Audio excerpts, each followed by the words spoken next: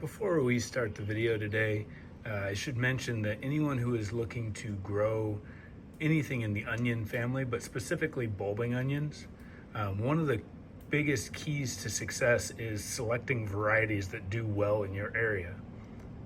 Onions are light sensitive plants that use the length of the day to determine when they begin bulbing. So if you select onion plants that are not for your region, you are more likely to not have success with them. So there's a lot of resources online for onion plants that will do well in your region, but we have selected those that we sell specifically for being correct for the Pacific Northwest, which is where we are located. All right, on to the method. So today I'm going to be going over how we're going to be separating out our starts of all of our allium varieties, all of the onion family. So this goes for, these are leeks, but it also goes the same for shallots. It goes the same for bulbing onions, any of these onion family.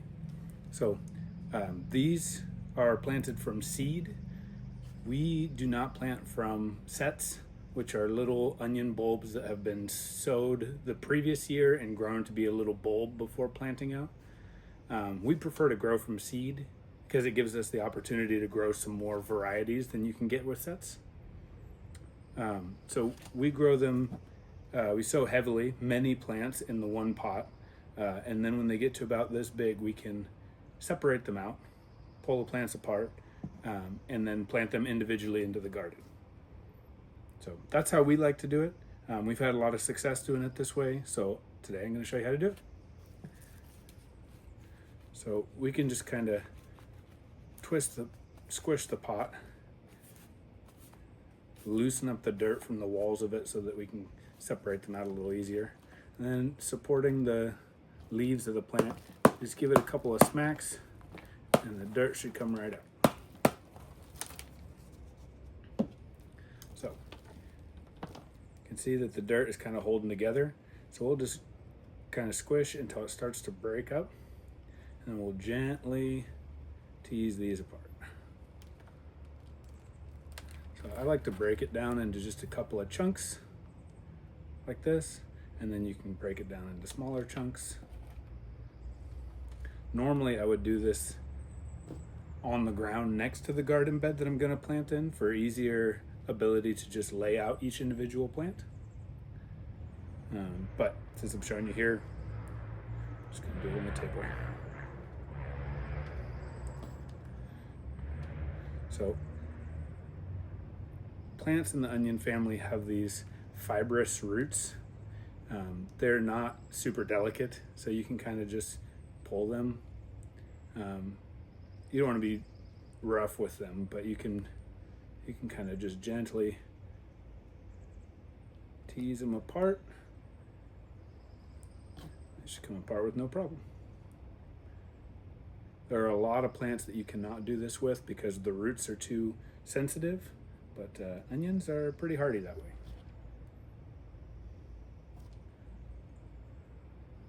So I'm going to separate out the rest of these, and then I can show you how we're going to put them out in the garden.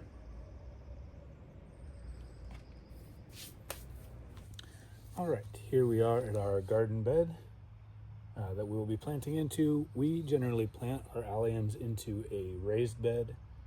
Our local soil here is mostly clay and rock, so we bring in soil to grow in. As you can see, they're not very tall.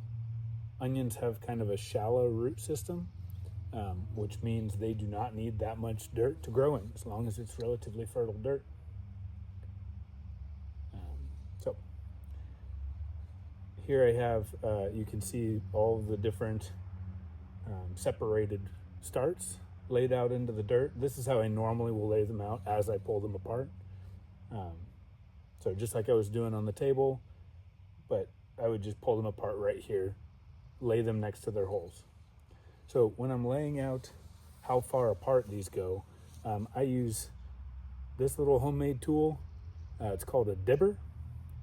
So this is just for poking holes and for laying out your spacing for your plants. For most bulbing onions, the distance apart is just because of how big the onion bulb gets. So if you picture an onion bulb, if you're lucky, will get about yay big. You need enough space for two bulbs next to each other to grow without pressing on one another. So generally, these are inch marks. I would say about 6 inches apart from one another would be enough for them to grow unimpeded. So that's generally what I will do with bulbing onions. With leeks, obviously the bulb running into one another is not quite so big a concern, but I still use the same spacing for leeks. For shallots, I'll go just a little bit closer together because the bulb doesn't grow very big, but a leek will grow a great big plant on top. So I give them a little extra room. So I'm going to use the dibber to poke holes in 6x6 squares. Lay out a grid pattern here. You can just kind of lay the dibber down here on the dirt. Find approximately where your next hole goes.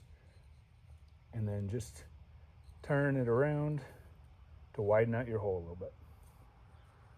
This makes it a lot easier to put the roots of the plant down in there without too much hassle. So none of this needs to be terribly precise. I like laying them out like this because it gives good results for the final product. But if you want to haphazardly throw them in there, that will work as well. And this is what our layout looks like from above before we get the plants in there. Each individual plant, once we separate it out, looks something like this. There we go. Oh. It looks something like that. So you can see there's a light green part on top where the leaves are, and then it transitions into a white part in the bottom. Where that line is between the green and the white, that's where you're going to want to put the dirt. So green part in the air, white part in the ground. Ground level right in between the two. So we're just going to take the plant, dangle the roots down into the hole. Going to kind of help it with your finger if it needs a little help.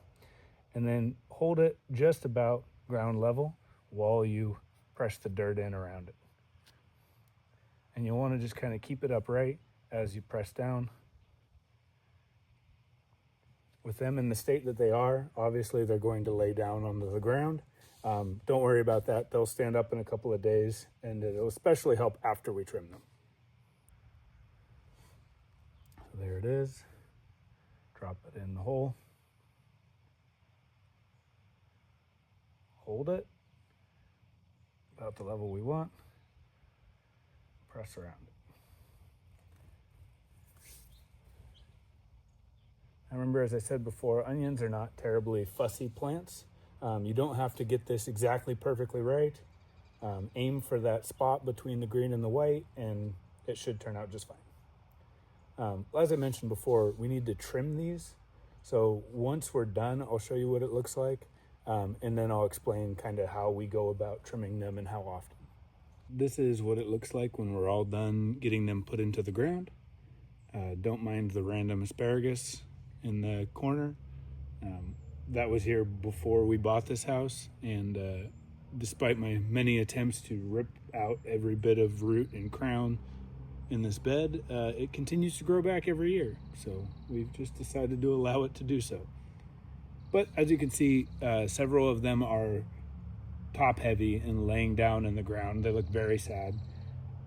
This is normal.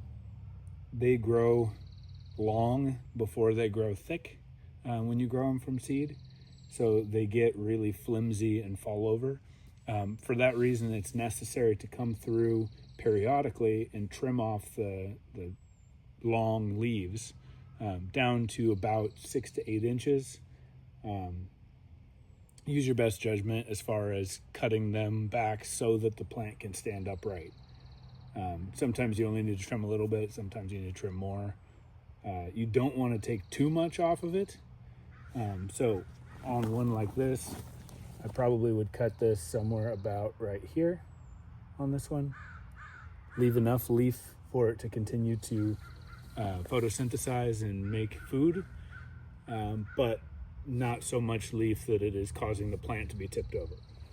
What you really want to avoid is the plant kinking the stem. If the plant kinks the stem at any point during its growing, that's the end of that plant. So it will stop growing at that point. If you have a bulb developing at that time, the bulb will stop developing. So that's the biggest that onion's going to get. So it's best to trim the leaves back. More leaves equals bigger bulbs, but if you let them go so far as to tip over and kink the stem, then you're done. So it's a fine line to walk, but erring on the side of not kinking the stem will get you bigger, nicer onions. You should only have to do that periodically once the plant is established. I would give them 2 days or so before trimming, right after transplanting, because transplanting stresses the plant some already, and cutting the leaves will stress it as well. So don't really want to do both of those things at the same time. So I like to give it a couple of days to normalize and then come back and trim. And they'll look much better inside of a week. They'll all be standing up and looking great. So there you have it. There is our alliums planted out into the garden. We are located in Clark County, Washington. But if you're in the Pacific Northwest or a similar climate and would like to follow along and garden with us, then we will be posting more of these type of videos showing exactly what it is that we do in the garden. So thank you for watching.